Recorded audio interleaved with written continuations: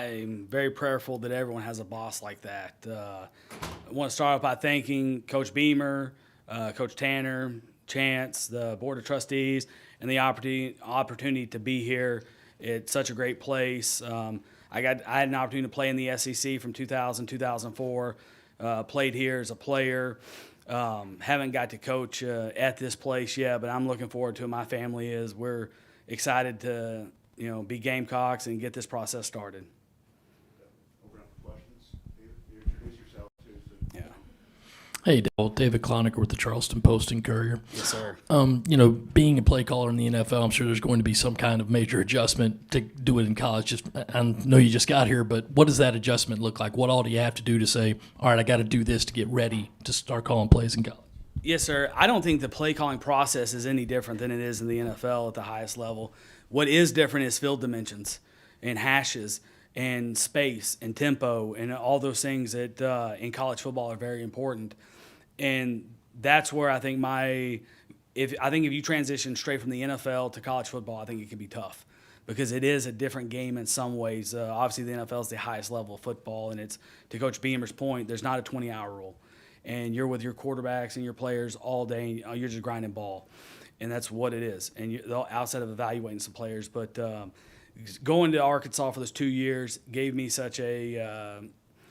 it will be such a benefit for me because now you can see the hash plays that you need, the space plays that you need that aren't as important in the NFL because it's still 53 and a third, but those hashes are 6 yards. And now there's a field boundary, and there's a real element of that. Calling the plays is calling the plays, but the 2 years of Arkansas have been extremely beneficial for me that way, understanding the college game a little bit more. Hey, Coach. Jeremiah Holloway with the State. Welcome to Columbia. This team, of course, next year is going to look, pretty different from what it was this past year, I guess, with, transfer portal and things like that. But from what you've seen from South Carolina's offense, obviously last year when you all played them and just any other tape that you've seen, what about that team, or I guess what do you see as maybe some of the things that they do well and some of their identity on offense and things that you would look to help them improve upon? Okay, Jeremy, I'm going to kind of answer your question, but going to go in a different direction with it. We played you guys week 2, and we obviously won the game in a fashion that I felt like we were the better team that day and maybe for the whole season. And I've gotten to this point in my career where I can be very picky with jobs. And at this point, you start picking people and you pick cultures. And to play you guys in week 2, and you guys, a talented football team, no question, but what you guys started with in week 2 to how you finished, there was something special about this place and this culture and what's being created to finish the way you did. And that goes back to Coach Beamer and what he's created here with the culture. And that's what really enticed me with this job. That was the opportunity. It was like something special is going on there. I want to be part of it. And it wasn't a football thing. The football will take care of itself. We got a good staff. We got a great head coach, and you got great kids, and you see they're bought in. Because how do you lose that game in week 2 in the SEC and finish the way you did? And it goes back to the culture you're building. I've watched obviously some tape. This last 3 or 4 days has been a grind and getting caught up and in a lot of different ways. But get up to speed that way. I know that we've got good players, and our job is to get the most out of each player. And that's how I would define success is, did you max out everyone to the highest level of their capability? Hey, Coach. Emily Adams at the Greenville News. Eagles fan? Yes, sir. I'm from Philly originally. I grew up in Texas, so. Well, I guess we'll have fun on Christmas Eve then. We will. You've been really touted as a strong recruiter. Just, in the NFL, you don't have to do that. So where did you kind of build that skill set, and, what do the next couple weeks look like for you in terms of getting on the ground recruiting for South Carolina? Yes, ma'am. The hard thing about the NFL is you don't get to pick your players. And, when we were in Chicago in 2016, talk about Alshon, had a great year for us, and he was our best player on offense, and he goes to free agency. And in my mind that time, I'd only coached in pro football. And you get frustrated because you're like, man, we just let our best receiver go. And that guy's not replaceable. And so in the back of my mind, I was always intrigued with college football. And I'm thinking to myself, you know what, if you go to college football, you're accountable for your roster.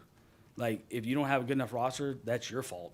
And you determine how well and how hard you recruit, and you determine the success you can have. And you felt like, hey, you have a little bit more ownership in the roster building part of it. And I think recruiting comes down to relationships.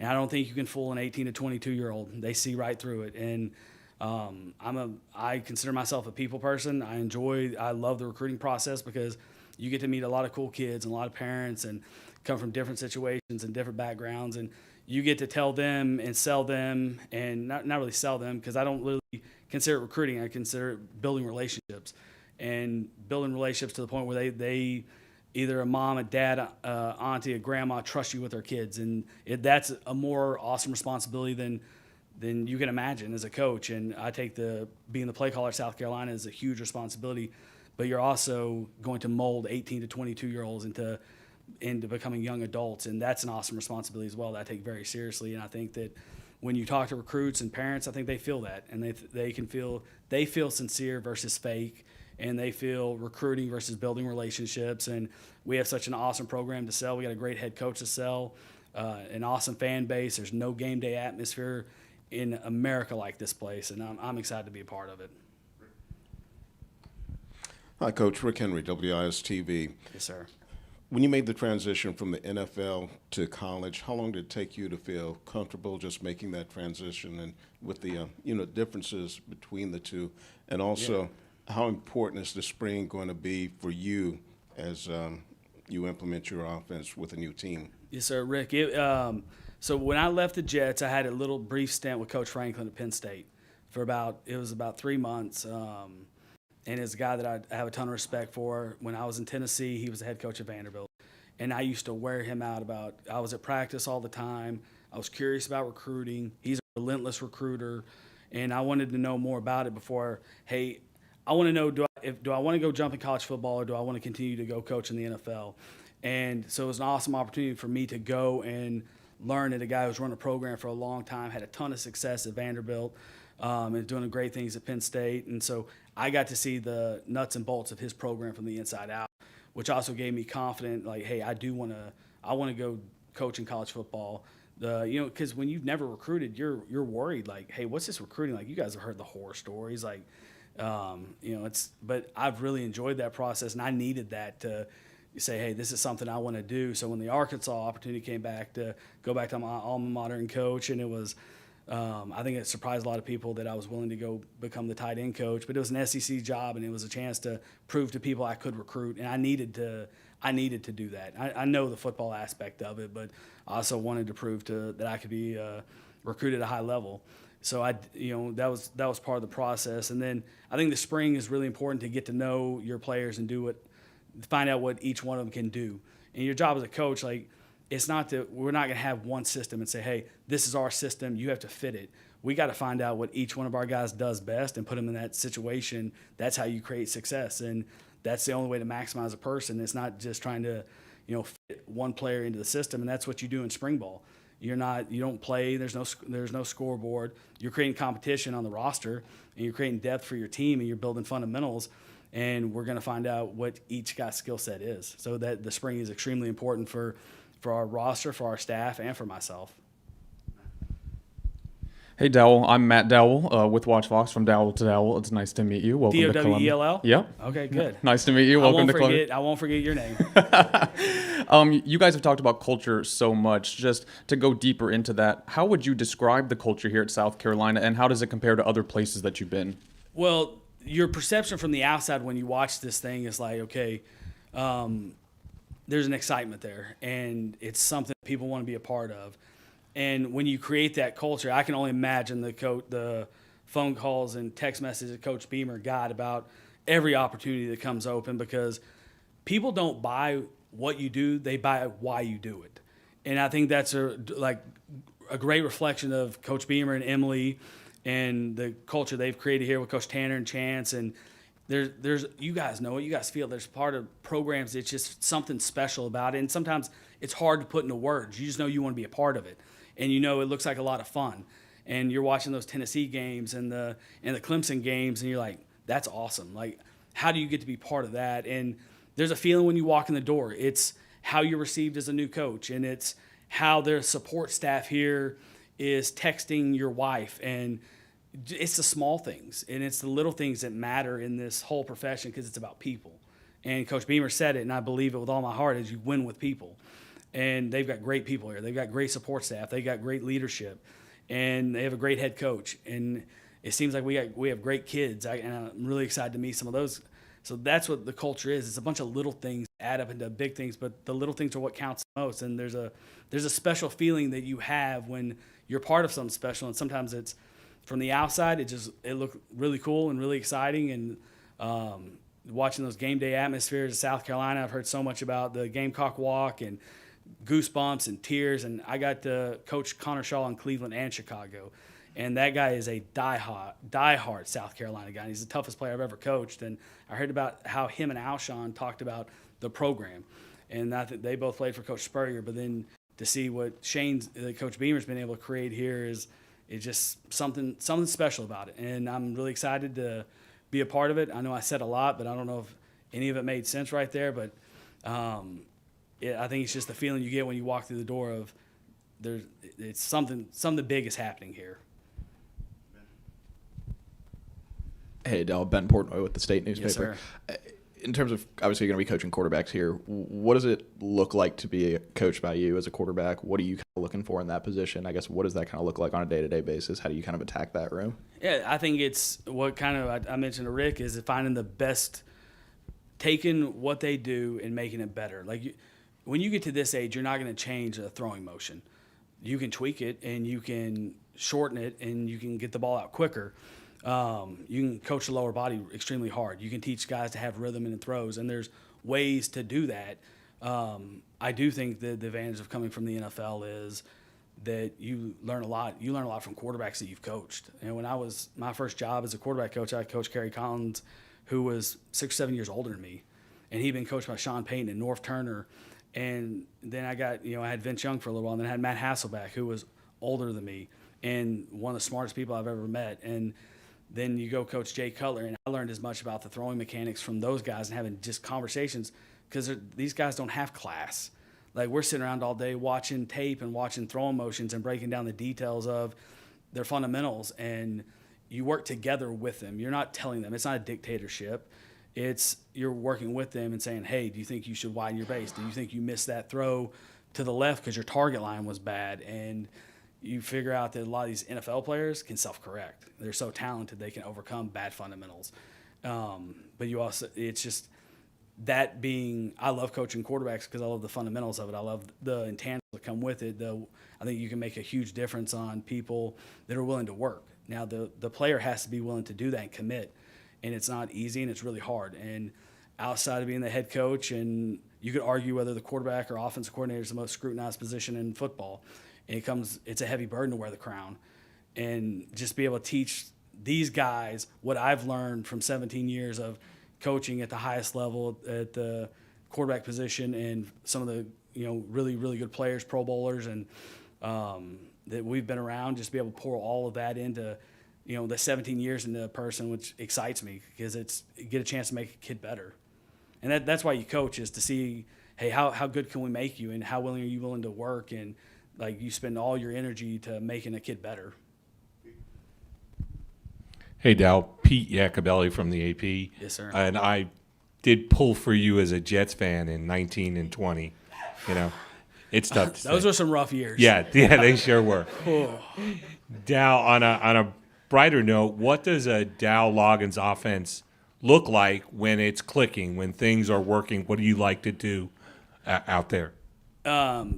Pete, correct? Yeah. Yes, sir. Pete, I know I don't want to be – I told Steve this. I don't want to speak in a bunch of coaching cliches. You guys are going to find this out about me. I want to be very honest and very transparent with everything. And for me to make any kind of statement of anything other than the truth right now would be like just propaganda, is maximize our players. Like, really find out what we have. I don't know right now. And we need spring ball, Rick, to find that out. I need to know what these guys can do. Our staff's going to do. They'll be able to fill me in on their opinions and of expectations and what a guy can and can't do. But we really want to build an offense that, obviously, number one, I think the most important thing about offense is you create pressure on defense. And you can do that in a lot of ways. You got to create conflict, whether that be RPOs, tempo, play action passes. There's a bunch of different ways to do it. But offense, defense, especially, is really about creating pressure on the opponent. And the way to do that is you find out who your playmakers are and put them in spots that create conflict on the defense. And that's how I think that the one thing in college football that you have to attack is 53 and a third. Like everyone wants to attack vertical. But in college, it's space and pace. That's a real thing. You know, I've watched for 2 years our offense that we evolved in. It's not Baylor. It wasn't Ole Miss. You know, the versions of it there. But it was also with the ability to run the football, and going really, really fast wasn't always the answer. But being able to play with tempo is. So we're really going to try to find out what our players can do, starting with, and I think there's a priority in that. It starts with quarterback, and then goes to offensive line, and then you find out what your skill guys do well, but you have to build it that way through the quarterback side and the offensive line, and then how do we get our skill guys the ball? So I hope that to be successful is that we create balance, which means multiple touches for our playmakers, and we don't come in here after a game and have a conversation about, hey, why did so-and-so only have 2 catches, or why did so-and-so only have, 9 carries, and those things that you hope that you maximize your players. Hey, Dowell, Colin Taylor from Gamecock Central. You mentioned the quarterback position. Yeah. What have you seen when you got to watch Spencer Rattler this year in week 2, and what have conversations been like with him if you've had them? Yeah, we have had it. I'm sorry that we share the Browns experience, but I actually enjoy it. That was where I got to coach Connor Shaw for the first time, so there were positives in it as well. But, Spencer's been good. I don't want to go into too much detail of what we've talked about, but week 2, I'm going to be – this is just me, who I am.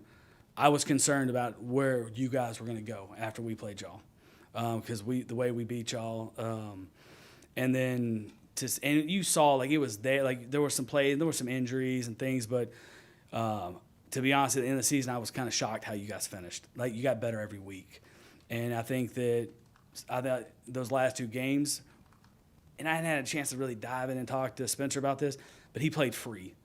And for whatever reason, he got to the point where he looked very confident.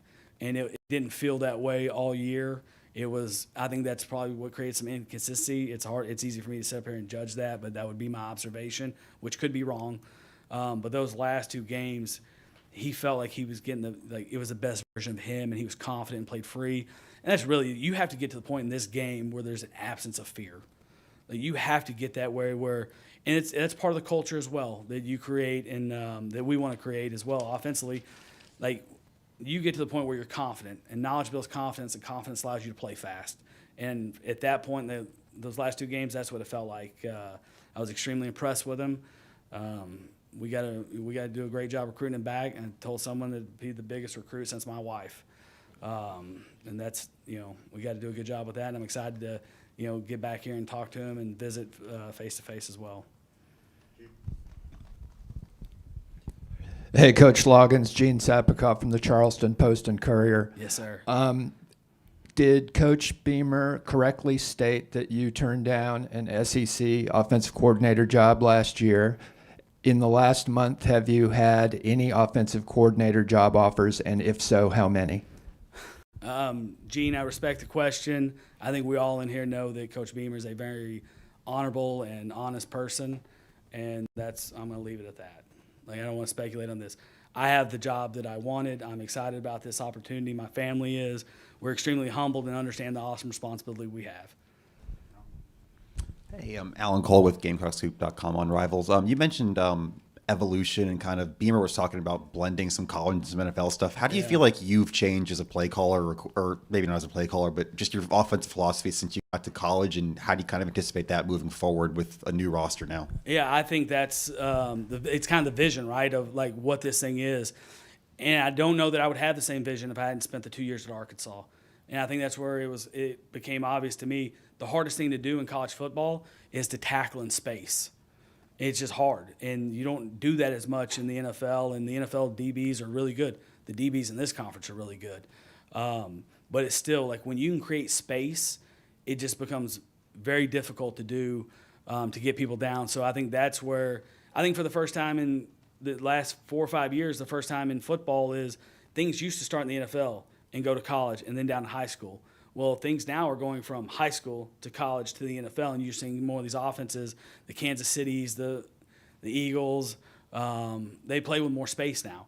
And it's for those reasons, like the evolution of the game is like creating space. And how there's a lot of different ways to do it, and there's a lot of ways to change the presentation to do it. But I would not have had that same vision if I didn't spend time in college football and understand. And also listen to, we had a really good defensive coordinator at Arkansas, Barry Odom, who just became the head coach of UNLV. And just to hear those guys talk about how much space bothers them and how many missed space tackles there are in college football. And, you know, people don't practice like they used to. There are no more two-a-days, and you're not just tackling all day. And I think it's the lost art a little bit of being able to block and tackle and just the core fundamentals of football that I think that you have to present in your offense at college football. I'm Hale McGranahan with thebigspur.com, 24/7 Sports. Did you say Owen? Hale. Hale, okay, Yes. gotcha. Yes. L-E or I-L? Hale. Okay. Yes, sir. I appreciate you clarifying. Some people have trouble with it. Yeah. I don't know if I'll ever write your name, but I wanted to know because I care. Do you want to give my last name a shot? It's a nightmare. Yeah, I'm good with Hale. All right, cool. When you're evaluating, recruiting, offering quarterbacks, what are some of those main things, main traits you're looking for with those guys? Yeah, I think with young people, one of the biggest things that sticks out, especially in today's age of transfer portal, instant gratification, NIL, all those things, is emotional stability. You want a kid that's emotionally tough, that's been through hard things in their life, because most times if you've been through hard things, then you're willing to stick things out because you know everything in life is hard. And then, so I think it's a natural throwing motion. It's a guy that plays with a base. I mentioned to someone earlier, it might have been, I don't think you can change the throwing motion.